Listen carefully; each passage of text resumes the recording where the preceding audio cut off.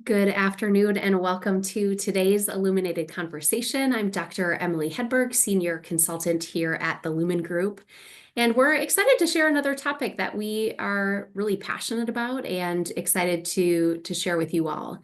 These are a series of monthly conversations that we hold really based on some of the things that we're interested in or learning about, or are hearing and experiencing with some of our client partners as we help support their leaders and organizations.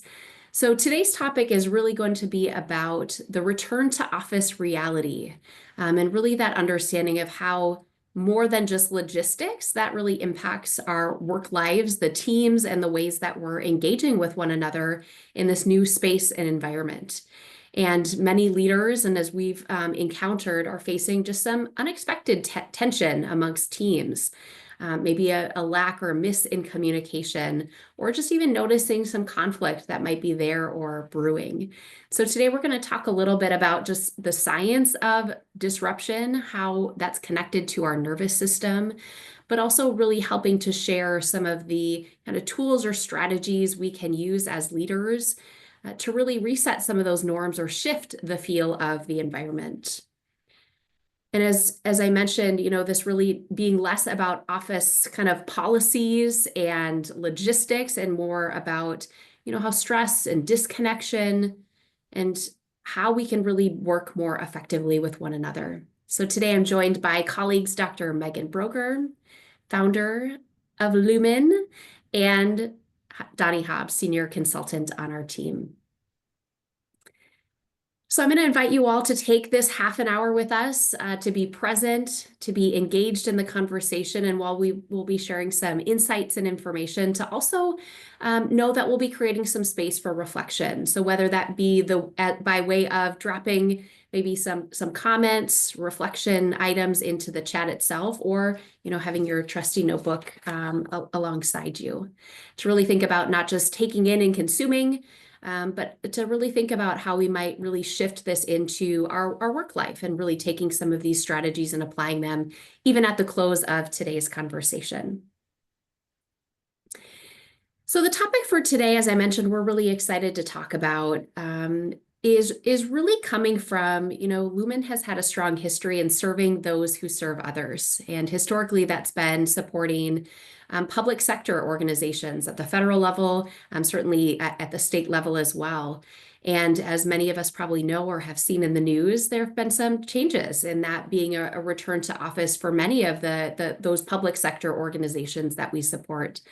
And I think even alongside that, in the nonprofit space, private sector, there are changes and people going back, or the expectation to be in the office more than they had typically or previously done so. With that, wanting to offer just some ways and strategies we can think about that transition, but how to support our people through that as well. In prep for the conversation, I was looking at, what are some of the maybe research or stats out there beyond, the clickbait articles about how this is, destroying workplaces. But I think there is some maybe kernel of truth to that. There was a Forbes article back in March of this year that really did some research around what that workplace experience has been, and them really noting a surge in workplace incivility, descriptions around, micromanagement, largely feeling, fueled by some of those return to office policies. Also the article highlighted how leaders are feeling more stress, and perhaps that trickled down in the forms of that really also impacting teams. Feeling like things are becoming more reactive, that communication isn't as effective as it used to be. Another article that I found really striking came from Gallup, and through one of their surveys noted that only 23% of employees strongly agree that they know what's expected of them at work. So really this idea of this return to office transition has left many teams operating under, unspoken assumptions or really unclear expectations. So as consultants and coaches who work across different organizations, sectors, and teams, we really had a front row to some of that experience as people are making that transition and as we're helping to support leaders and their teams. And so I just wanted to kick it off, Megan and Donnie, to hear you both share a little bit about, what you're noticing as you engage with some of the teams and organizations we support in that return to office and what the reality might be for some of these individuals. Yeah, absolutely. I think I'll dive in here, and Donnie, please feel free to cut me off whenever. Um, I the thing that's coming to mind most vividly is what I am kind of interpreting as almost a sense of surprise around where leaders are seeing their team members and their teams and having some friction. And I think Mm, it's, if we think about what the word friction means as it relates to people, we're talking about um, energy spent, emotional or time, on challenges or obstacles. And I think the points of friction that we're hearing are really less about, as you said earlier, Emily, the logistics of people coming back to the office. And of course, there are questions around parking and, where people are going to be sitting, and that certainly has an impact just because it contributes to the level of uncertainty and the things that need to get figured out. But more than that, I think are these friction points around some of the interpersonal dynamics mm, that are either forming for the first time or are needing to reform. Because how often do we hear of this team of people that I have, half of them were hired during the pandemic and they have never actually been full-time in the same physical space as the rest of the team. And so I think just recognizing that there are significant kind of interpersonal uncertainties that are going right alongside these logistical ones that we might not actually think of as needing some help and attention and yeah. understanding. Makes me also think, Megan, of that assumption you talked about, the need to form or reform. If we make that assumption of, well, we've already been working together as a team, now we're just maybe in a different physical location. We don't need to tend to some of those things, but I think you're highlighting where those potential is for those friction points. And as we've talked about, and then Donnie, I'll officially turn things over to you. But as we've talked about internally here, the return to office is misleading because it's not just returning to a desk, it's returning to an environment, it's returning to an ecosystem.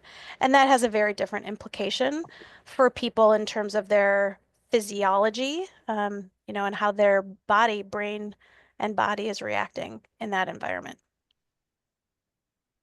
Yeah, absolutely. I think, if we think back to 2020 when we all went remote and started doing virtual meetings, I frequently heard how hard it is to have a virtual meeting, right? I'm staring at a screen all day. It's 8 hours. I'm not used to this. It's really hard. And so there's definitely an adjustment period going on here. This is a really big transition as people start to move back. It's a completely, like Megan, you mentioned, it's a different energy. And not only is it different energy being in person, but it takes more energy to get up, manage all the uncertainties, getting ready, dealing with traffic, parking. And then, yeah, then you step into this new environment with people who you may or may not have worked with in person in the past. And now you have to relearn, some of the social and office rules and engagement strategies based on people's styles. And so I think it's a really big adjustment. And it's not really something that's necessarily talked about from that perspective. There's just the expectation. There are the rules, that are popping up saying time to come back into the office, but not a lot of accommodations around how do we make this transition go smoothly. And I think that's an important factor that we need to look at to keep teams operating, as effectively as they were remotely. I'm wondering in your experience, what do you see leaders doing well that others might want to, steal and replicate? And where do you feel like there are some of those maybe pain points or where leaders or teams might be getting stuck? Hmm. That's a good question. I think one of the things that I'm seeing that's been pretty effective for the leaders that I've been working with, um, when a leader takes time, even if it's 30 minutes, every week or every other week, just to check in, not just to check in on how are your projects going, but to check in on, how are you doing? What's on your mind? What's going well for you? And really giving folks a chance to kind of open up a little bit about, some of these experiences that they're going through from, moving from that jump on to a meeting from home versus all of the stuff that goes on before coming into the office, and just allowing the space for conversation to happen. And that's been really effective, from what I've heard and what I've seen. Yeah, I would add similarly, I think the thread that has woven through all of my observations and interactions with leaders, especially over the last 3 or so months, is that there is strength in over communication. Hmm. So, and over communication across a variety of different methods. Now we know communication is important. That hasn't changed. It's always been important. Hmm.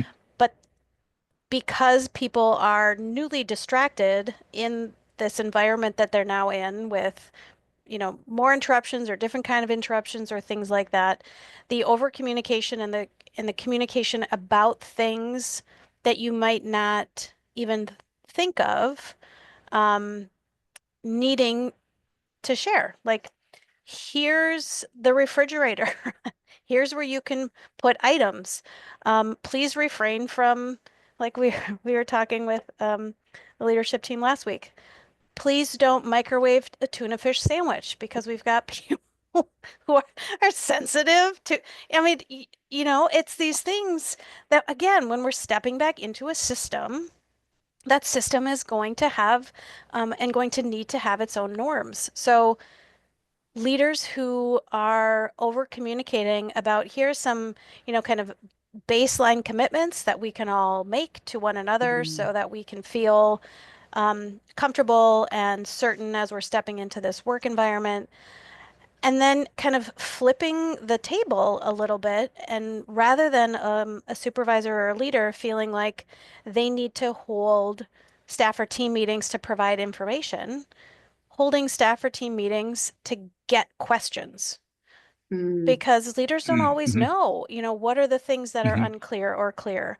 And so it's not just driving information out, hoping that it lands, but what do people need to hear? And being willing to be curious and to commit time to hearing questions. I think those are the two, at least on the what leaders are or could be doing well. Those two stand out to me for sure. Hmm. And it kind of goes back along to what Donnie was saying about that practice of checking in could be Yeah. also a great place, one-on-one or in smaller settings to really get some of that, feedback or what do you need from Yep. us, from me, so that you can be effective in this Mhm. space. Hmm. I think real quickly, kind of the other part of your question on where leaders might be struggling, again, kind of on that line of communication, is when there is a fear or discomfort around not knowing. Mhm. Um, and that's vulnerable, right? To step into a team meeting and to maybe have to say, I don't know, I don't know, I don't know. The absence, though, of being willing to have the conversations so that you can understand what people need to hear so they can get their minds back to, doing the work at hand, that's important. And it takes some humility and some vulnerability to do that. Hmm.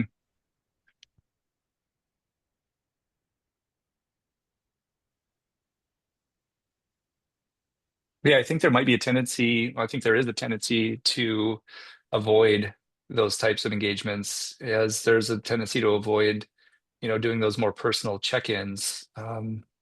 People say, well, I'm not a therapist. That's not my role. Mm. And yeah, you're right. It's not, and that's not the point of of the meeting. The point is to have a deeper understanding of what's going on for the folks on your team. And so having, those boundaried, supportive conversations can go a really long ways. And I know there's a tendency, it's much easier, less vulnerable, less uncomfortable to stick with kind of the organizational speak in those check-ins. And so, yeah, finding the balance between checking in, really listening, wanting to understand what's going on, and being supportive, because that stuff's going on regardless if you're having the conversation or not, and it's going on right inside your team. And I think, Donnie, to your point, though, I think that's the challenge for most leaders, is to be able to sit with or step into some of that discomfort. And Mhm. knowing there's things that we can do in advance of those conversations or even during that can be supportive. Like even Megan's idea of, can I have maybe some statements, or even I don't have the answer to that. Here's what I do know. Here's, who I can connect with, and I'll get back to you. Even just having some of that kind of framework or script can be really helpful when, we might be stepping into territory we're less comfortable with. Right. Yeah. Yeah. Earlier, Megan, you mentioned this idea of, we can think about some of these things cognitively, right? Like my new routine, how I need to operate, and maybe some of the things I'm committing to in this new space. But we can also think about how our body and our nervous system is acclimating to this new environment and the things around us. I'm wondering, if either of you could speak a little bit more to, how our body responds as we step into these environments and ecosystems. And for some of us, for the first time. Right. Yeah. I think it's such an interesting question, because as it relates to the return to the office in general, you have people existing on a continuum from, oh, great, I get to be around people. I feel so much more productive and connected, and like I'm actually part of the organization. And then you've got people on the other end who are saying, but why? Like we were doing just as well or better the way that we were set up without having everybody back in the office. And now we're kind of having to do the juggle of who sits where, and it seems like unnecessarily chaotic, right? So you've got people along that continuum, and based to a certain extent on that alone, people are stepping into the office environment with their nervous system in a certain stage, right? Those that are kind of primed to see to see everything or many things as an opportunity, and kind of confirming how wonderful it is to be in community and to connect with their colleagues and their coworkers. Or somebody who feels like this doesn't make sense. There's a ton of uncertainty. There's a lot of interruptions. And so I think we have to recognize that people are going to just enter into that environment based to a certain extent on how they feel about being there. Also, the extent to which their morning routine has either contributed or decreased to where their nervous system is sitting. Maybe for some people, an hour on the train or the bus is a welcome reprieve, right? It's my think time. I'm going to listen to the podcasts I haven't been able to listen to. And for others, what they're thinking about is, this is now 2 extra hours of a day that I'm not with my kids or my family. And so people are bringing all of that into the system, the workplace system. And so the extent to which they are going to kind of step into and then move through their day, and as we often talk about, in a regulated or centered from a nervous system perspective place or not, that's not only going to have implications for them and their sense of productivity, but it's going to have implications on those around them, in terms of how focused, how engaged, how distracted, how civil or not folks might be experiencing them. So it's a really big question. And the reality is, like, we take our nervous system with us wherever we go. So we Mhm. all have the opportunity and the responsibility to understand what impact is that having on us, and by extension, those around us. Mhm. Yeah, that's great, Megan. As you were talking, I just kept going back to the, how impactful the narrative that we carry is Mm, on our nervous system. And we've referred to it in the past as story lock when we get into this story about how, this is great or this isn't fair. It really impacts us. And so one of the ways that we can kind of tune into the body to know that something's off is to listen, because the body is constantly sending us messages. Even if you stop right now and check in, there might be a physical sensation that you're noticing. And so when we notice those, that tight chest or the tight stomach or the headache, that can be a good way to that's an indicator that we need to check in on what's the narrative here. Is there anything I can do with that to shift that a little bit? Or what is my body telling me here? What does it want me to know? And I think just kind of that awareness of both of those pieces can create a foundation for really positive change, or at least an awareness that something might need to shift, either in the narrative or physically. Is there something that I can do a little bit differently? Still working within the confines of, the new norms. yeah, what a great shift to think about, Donnie, and just that simplicity of checking in, being present and noticing. I think that's a part of that transition too is, how is my energy being spent throughout the course of the day? What am I noticing? What's coming up? One strategy I'd like to offer is called the inner still point. So to know that even with maybe the chaos, disruption, the environment around us, maybe that tuna fish sandwich that we're now smelling, there's ways that we can really access our center. And again, thinking about this isn't only for our own regulation, but as we think about how we contribute to that environment. So I'm going to invite you just to take a moment to just simply pause. If it's helpful to close your eyes or just find a neutral gaze, please do so. But sit tall in your chair, or if you're standing, kind of finding a tall, grounded posture. Just allow your shoulders to drop, your jaw to soften, and bring your attention to the center of your chest. Again, may be helpful to close our eyes or find a neutral gaze so that we can visualize this a bit differently, but know with eyes open, it's still effective. And imagine a steady point right in the center of your chest. Picturing this point as still and quiet, kind of like the eye of a hurricane. And just begin to breathe slowly and gently. So inhaling through your nose, exhaling through your mouth. And with each breath, really imagine you're breathing from that calm center. Again, as you breathe in and breathe out from that center. You might also choose to visualize maybe the stress or the swirl around you, those things in your environment that might be distractions or disruptions. But notice, even though they are present, that you're still anchored to your center.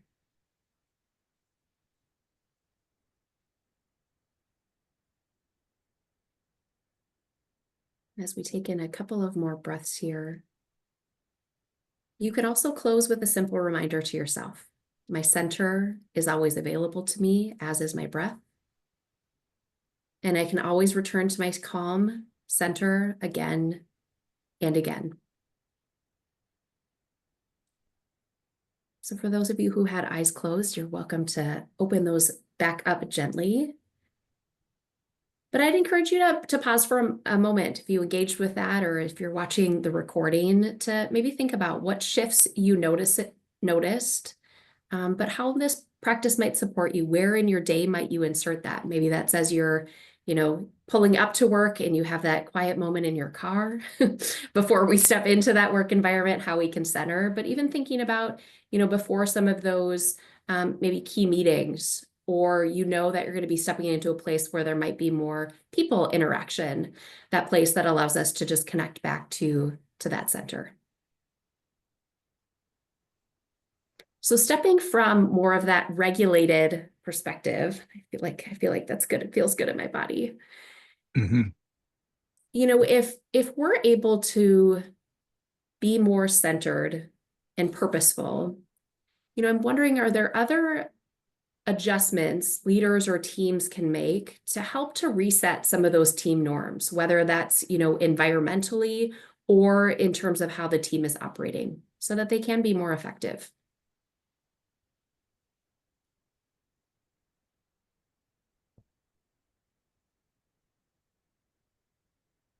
Oh, that's a good question, Emily. I'm just taking in my own relaxation and You're just, experience. yes, Yeah. I know. It takes a little bit to get it.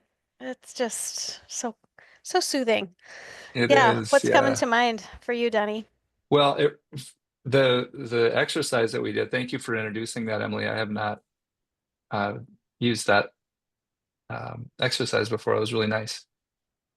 The phrase that comes to mind, I don't know the exact quote, but it's slowing down fosters focus and speed shatters it. Mm, And so dropping into that slower pace just seemed to widen everything, um, focus and yeah, maybe creativity. Um, but yeah, I think I would say a couple things just really briefly. One is um, finding a way to bring the team together at the beginning of a meeting. I think a lot of times with the hybrid or the virtual meetings, there's really no way to get a good pulse check or temp check on how the team members are doing. You can go around and do the check-ins, but you don't really get that feel. And with being in person, as you're all sitting around a table, you have the opportunity that I think could easily be missed. And mm, I'm not talking about icebreakers or things like that, but something that can bring the team together um, in a way that helps open them up a little bit and can foster really effective conversations. So that's a little bit of a learning curve because especially for folks who are in a manager or leadership role, who are newer to working with in-person teams, to figure out mm. how do I kick this meeting off in a way that's going to create some good positive trajectory. Um, that would be one thing that I might add. Megan, how about you? What Yeah, I think in the teams that we've had the opportunity to engage with, most recently to do some team coaching around this is just how powerful it is to normalize the tension. So mm-hmm, we are all stepping into an environment that's new, different, unanticipated, unappreciated. Um, and so there are going to be bumps. There are going to be points of friction. There is going to be confusion. There's going to be tension. Let's all get curious around where those things are stemming from. And if we can normalize that, and if teams, individuals within teams and leaders can normalize that and invite everybody to be curious, then it gives us a whole lot more information around what the solutions might be, not just what the problems are. mm-hmm, And even having the space to think about, oh, yeah, during our morning meetings when some of us have our computers open and some of us don't. Like, I find myself wondering, what are people doing? Are we all in the same meeting Mm. or so, okay, good. Do we need to reestablish what our meeting procedures are so that there's clarity of what folks are up to? So I think just that opportunity to normalize, invite mm-hmm, curiosity around where are these tension points so we can understand and we can address them. And then inviting a visual kind of routine practice. I was thinking of a team who kind of along the lines of Ted Lasso, they had I can't remember what the saying was, but they'd all jump up and like tap the Believe. thing. Believe, yes. believe. There's just a little breathe picture on the Mm, frame of the entrance into their conference room, and they tap it, take a deep breath, step into the meeting. So whatever those kinds of routines are, um, making those things clear, making them available, and normalizing that change is stress. Sometimes stress is helpful, sometimes stress is challenging. Let's figure it out together. Mhm. Yeah. Yeah, I think those are some great points in terms of how leaders can really step into those conversations, helping the teams to really navigate this transition differently.